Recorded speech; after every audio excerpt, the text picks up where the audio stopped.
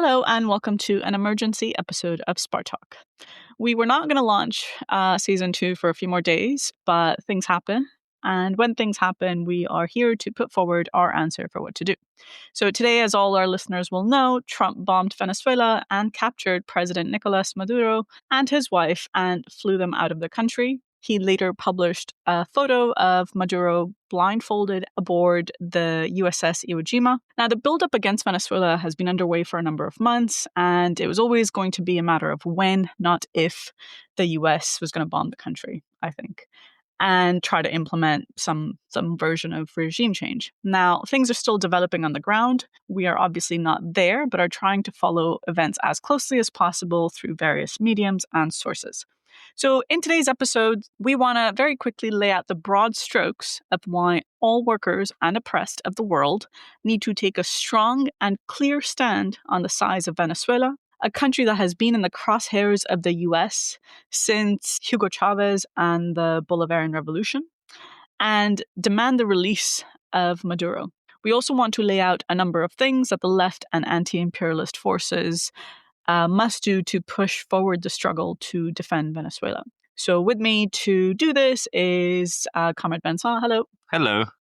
Okay, so do you want to maybe talk us through we just published a statement earlier today, which is called U.S. Imperialism Strikes Again, Defend Venezuela, Release Maduro. So I wonder if you can just start by motivating what's the broad punchline? What are we doing now that Venezuela's been bombed?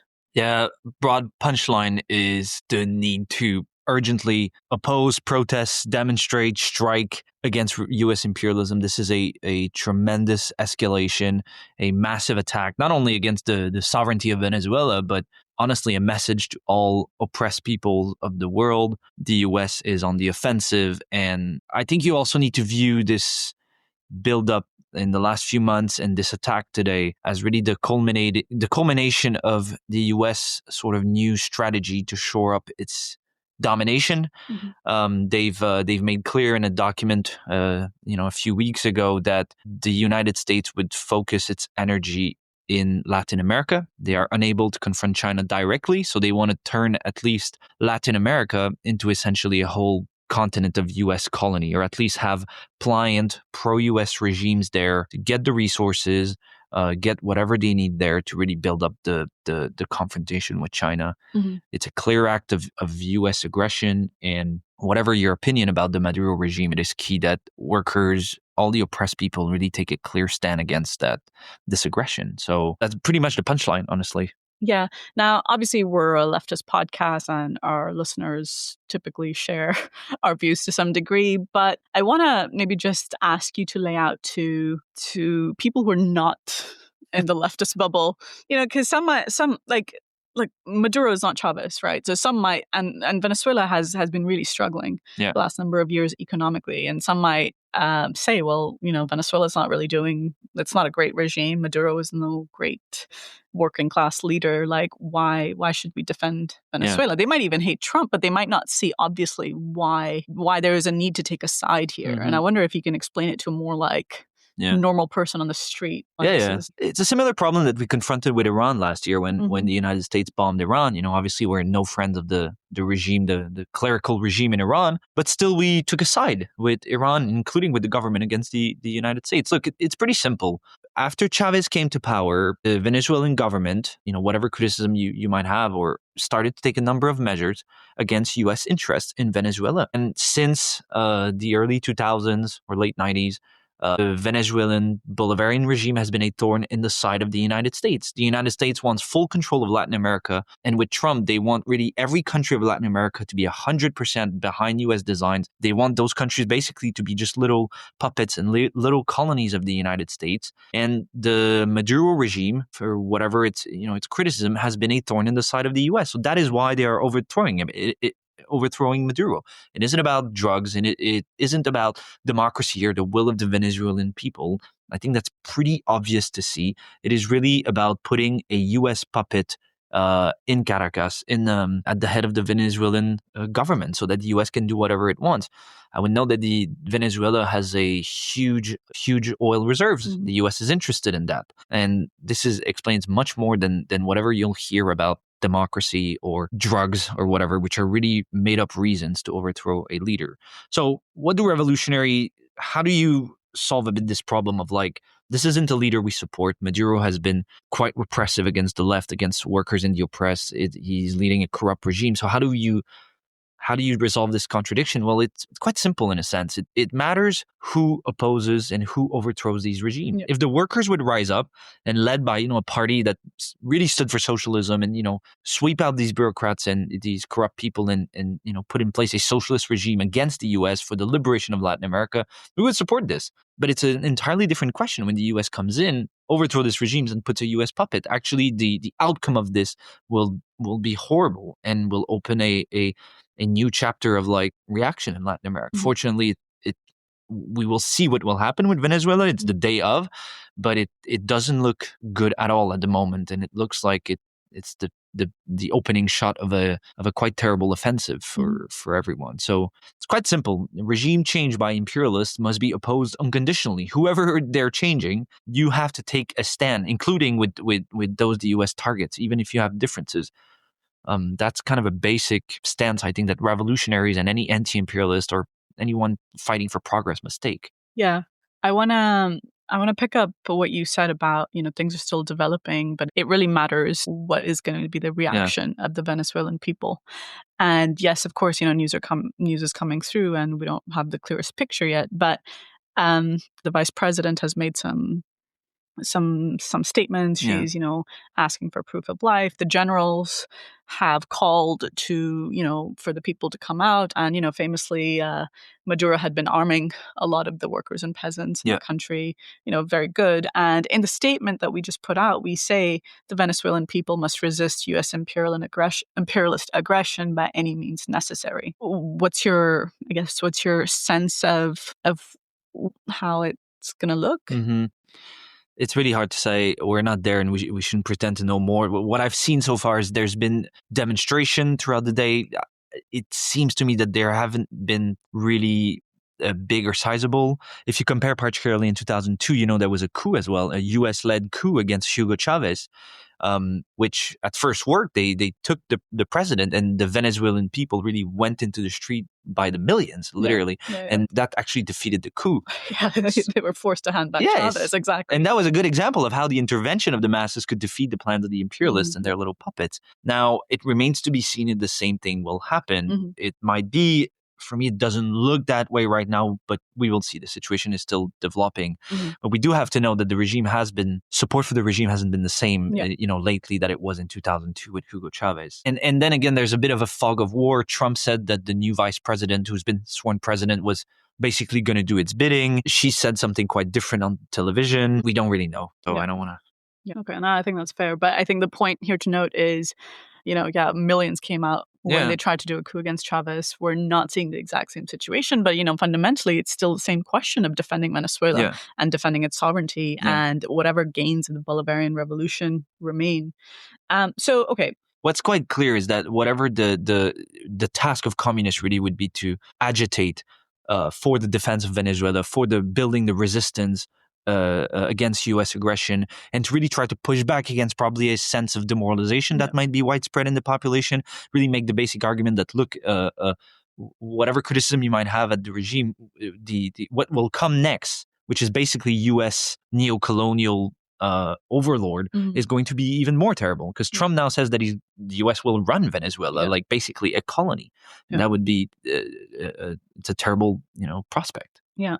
So there's how the reaction will be from within Venezuela. And I think I want to now talk about the international situation, right? We're calling for an anti-imperialist front, of Latin America, of the entire global south, of everywhere, to really direct the struggle against U.S. imperialism, which is really the main force that's causing all this havoc throughout, like over the winter break, they bombed Nigeria. Yeah. It was Iran a few months ago, Yeah. Who's behind Syria every... not that long ago, yeah. Like, who is behind every, crisis and everything that's, really squeezing the working class internationally? It's the US. So I want you to talk a little bit about, the strategy for building an anti-imperialist front, especially, I think, in Latin America now, where, again, in the last few weeks, you've had right-wing governments come to power. Yes. So I feel like, Venezuela and what's just happened could really be the start of a bit of a domino effect, which could really spell terrible disaster for the whole continent. Mm-hmm. Yeah. Well, it already started electorally in Chile in December. There was an election and this sort of son of a Nazi won, Jose Antonio Cast. And, that follows Milei in Argentina. It follows the election in Ecuador and Bolivia, where the left was defeated. Mm-hmm. Honduras. Yes, as well. Mm-hmm. So, yeah, what we call it, the obviously United Front of the entire global South, but first and foremost, Latin America. Mm-hmm. This is really the first step in an offensive that could extend to other countries of Latin America. Trump, in his press conference, openly threatened Colombia, the president of Colombia, to do the same. Cuba, which has long been the obsession of a wing of the American establishment. There was a social revolution there in the 1959. Overthrowing it has been one of the major goal of the U.S. And obviously, Cuba isn't that far from Venezuela, so it's obviously a threat against it. So it's essentially the first step of an offensive. So it's essential that the response, the Venezuelan people resisting against U.S. imperialism, need help from the entire Latin American masses. That requires, I think, both for communists to agitate for that in places like Mexico, Brazil, Colombia, where they have government that pretend at least to oppose U.S. imperialism, that are kind of directly in the target of U.S. imperialism. Okay. These governments should.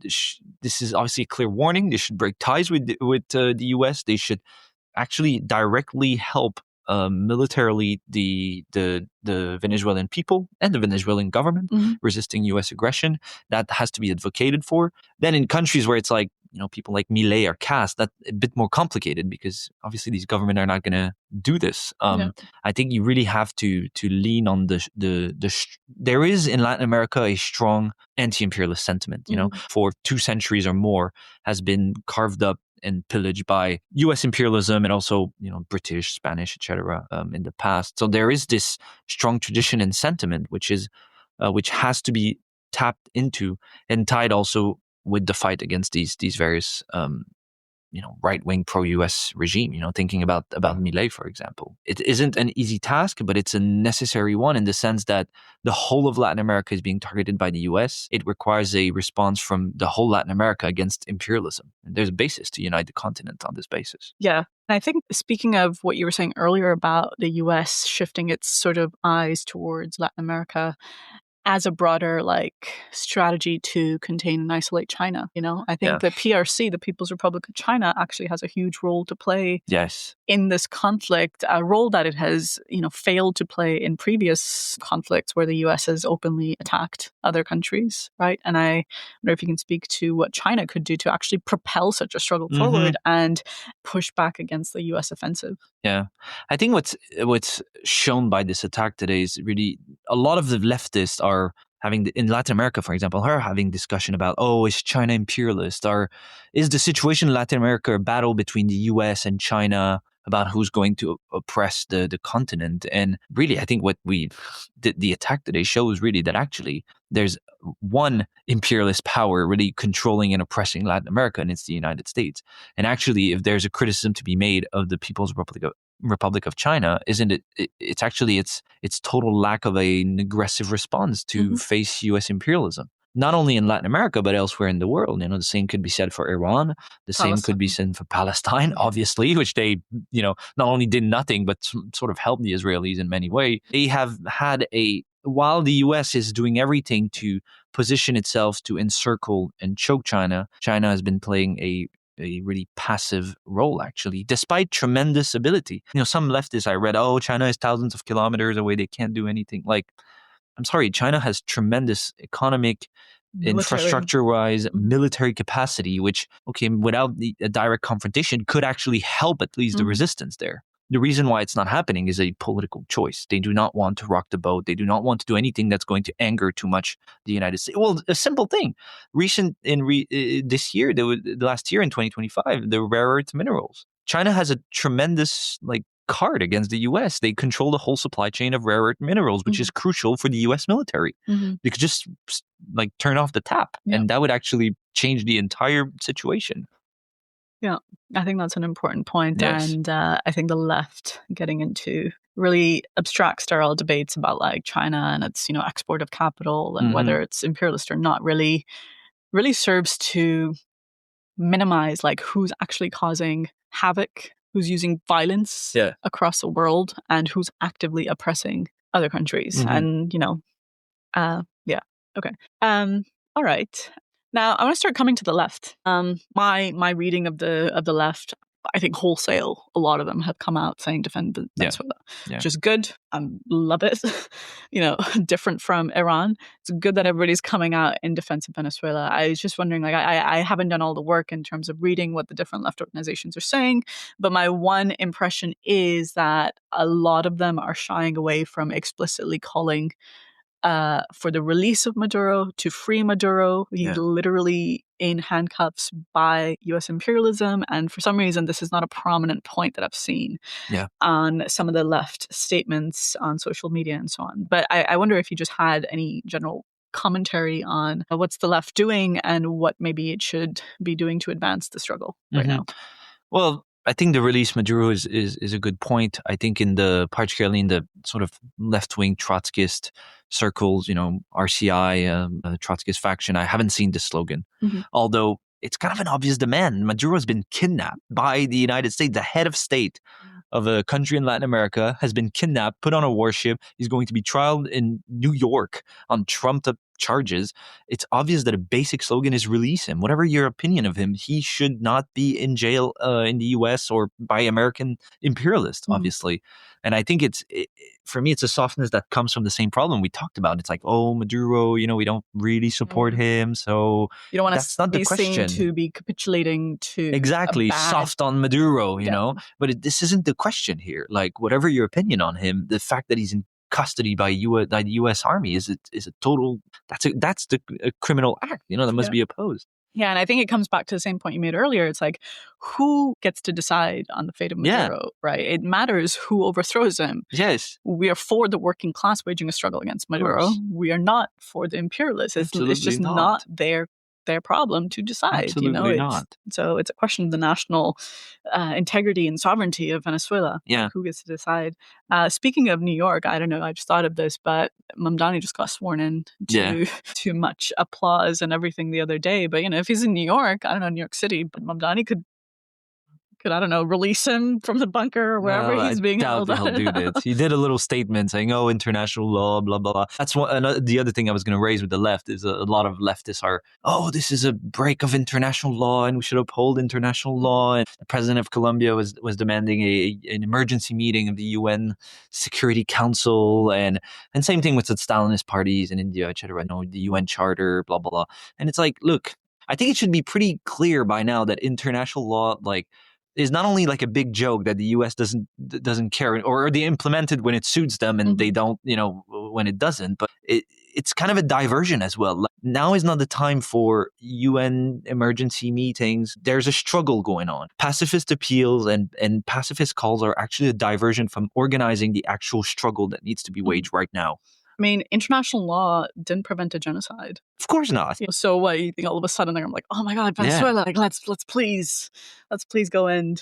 What's referred to as international law is really the U.S. system that was set up after World War II. So the leftists were calling on international law, basically using the legal system set up by the U.S. imperialists to stop U.S. imperialism. International relations are defined by force and violence and the imposition of great powers on oppressed countries. Marxists have to take a side with the oppressed countries against imperialism, and including workers in the United States as well. Yeah, I was going to come to that now. We actually just, I think, mid-December published Workers' Vanguard, or Comrades in the United States, and the front page article is addressed to the American working class and why they need to have a side with Venezuela. I think the article does a really nice job of making a series of points of why it's directly in their material, economic, political interest.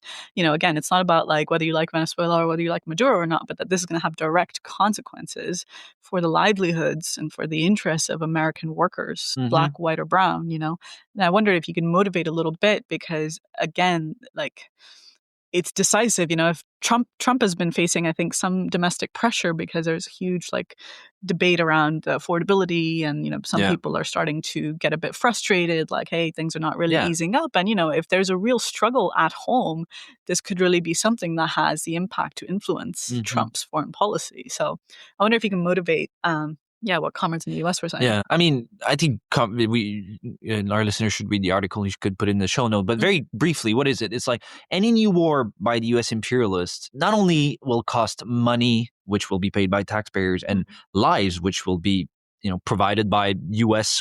working class people that are going to die for adventures which really serve big corporations, oil corporations, big companies, big capitalist interests. But also think about it this way. Trump is going on an offensive, really squeezing the working class in the U.S. Any victory in Venezuela or elsewhere in the world is going to strengthen its position. And any setback against him in Venezuela or anywhere else, really, where the U.S. can get a bloody nose, is going to strengthen the position of workers at home. It's going to weaken Trump's ability not only to oppress other countries throughout the globe, but also to squeeze the American working class. So it's really important to the struggle of American workers to see it tied not only for their own wage, for their own conditions, see the connection between the setbacks that the U.S. get internationally with their own progress at home. Does that make sense? This is the basic argument, essentially, why it is not only in the interest of workers in the U.S. not to support that war, but to actually actively oppose it.